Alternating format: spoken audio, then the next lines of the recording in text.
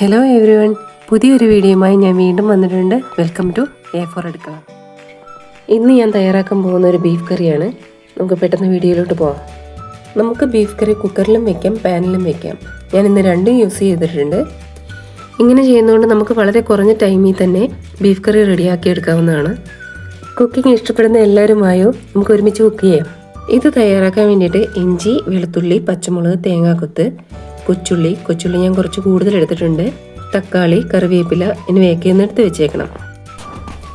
അതുകൂടാതെ മഞ്ഞൾപ്പൊടി, കുരുമുളക് പൊടി, മസാലപ്പൊടി, ഉപ്പ് എന്നിവയും കൂടെ ആവശ്യമുണ്ട്. ഞാനിവിടെ 1 കിലോ ബീഫാണ് എടുത്തിരിക്കുന്നത്. നമുക്കിതൊന്ന് നന്നായിട്ട് വേവിച്ചെടുക്കണം. അതിന് വേണ്ടിയിട്ട് ഞാനിത് കുക്കറിനകത്തോട്ട് ഇടുകയാണ്.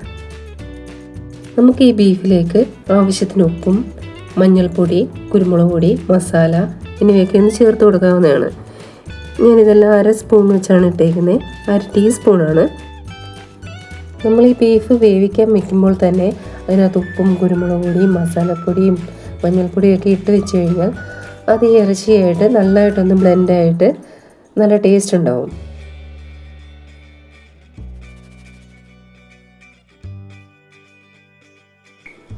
നമ്മൾക്ക് ഈ പൊടിയും ഇറച്ചിയൊക്കെ നല്ലതായിട്ടൊന്ന് മിക്സ് ചെയ്യാം.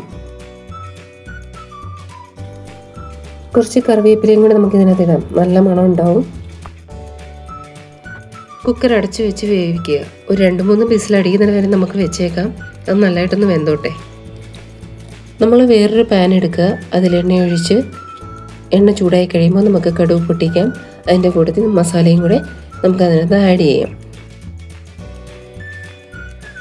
ഇത്രയും മസാലയാണ് ഞാൻ യൂസ് ചെയ്തിരിക്കുന്നത്.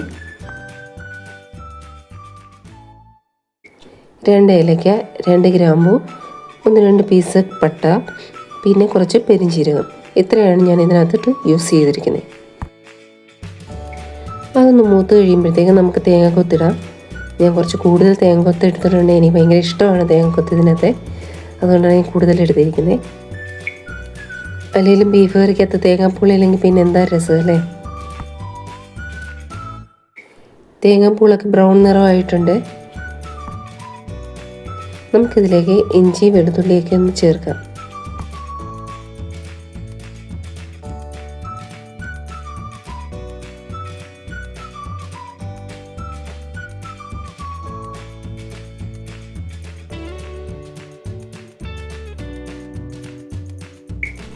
കുറച്ച് കറിവേപ്പില കൂടി ചേർക്കാം.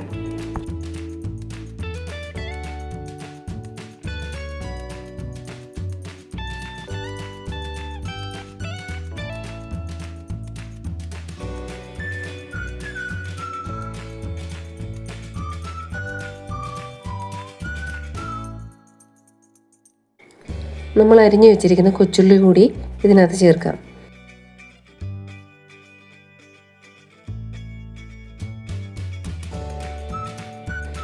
കൊച്ചുള്ളി ഇടുന്നുണ്ടെങ്കിൽ കുറച്ച് ഉപ്പും കൂടി ഇട്ട് വഴറ്റുക.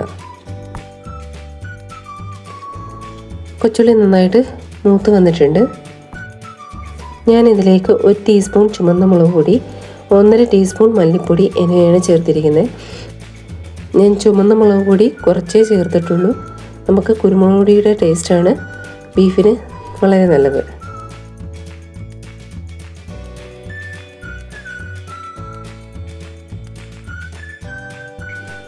ഈ പൊടികളൊക്കെ നന്നായിട്ടൊന്ന് ഇളക്കി മൂപ്പിക്കുക.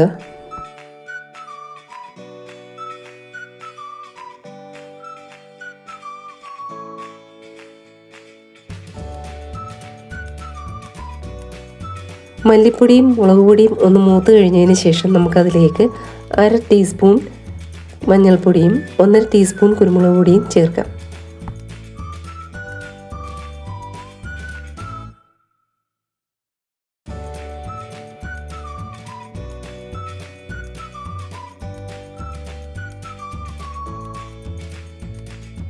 പൊടികളുടെയൊക്കെ പച്ചമണം മാറിക്കഴിഞ്ഞാൽ നമുക്കതിലേക്ക് തക്കാളി ഇടാം.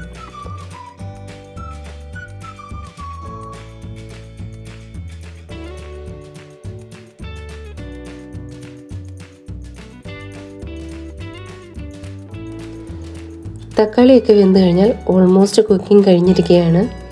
ഇനി ഇതിലേക്ക് നമുക്ക് വേവിച്ച് വെച്ചിരിക്കുന്ന ബീഫ് ഇടാം.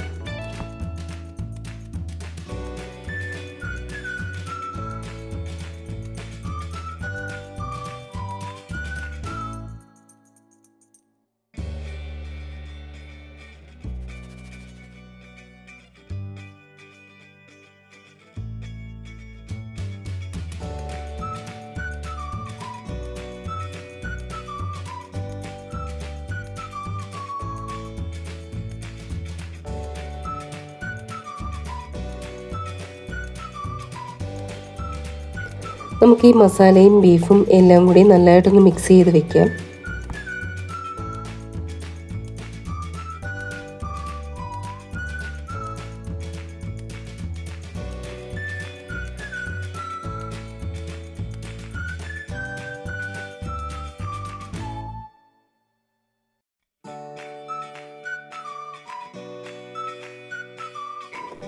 ഒരു 15 മിനിറ്റും കൂടി ഇരുന്ന് കഴിഞ്ഞാൽ ഇത് അത്യാവശ്യം വെന്ത് കിട്ടും.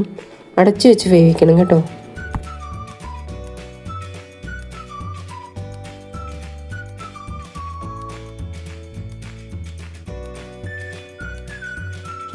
സമയവും ഗ്യാസും ഒക്കെ ഒന്ന് ലാഭിക്കാൻ വേണ്ടിയിട്ട് നമുക്കിത് കുക്കറിനകത്തോട്ടിട്ട് വേവിക്കാം.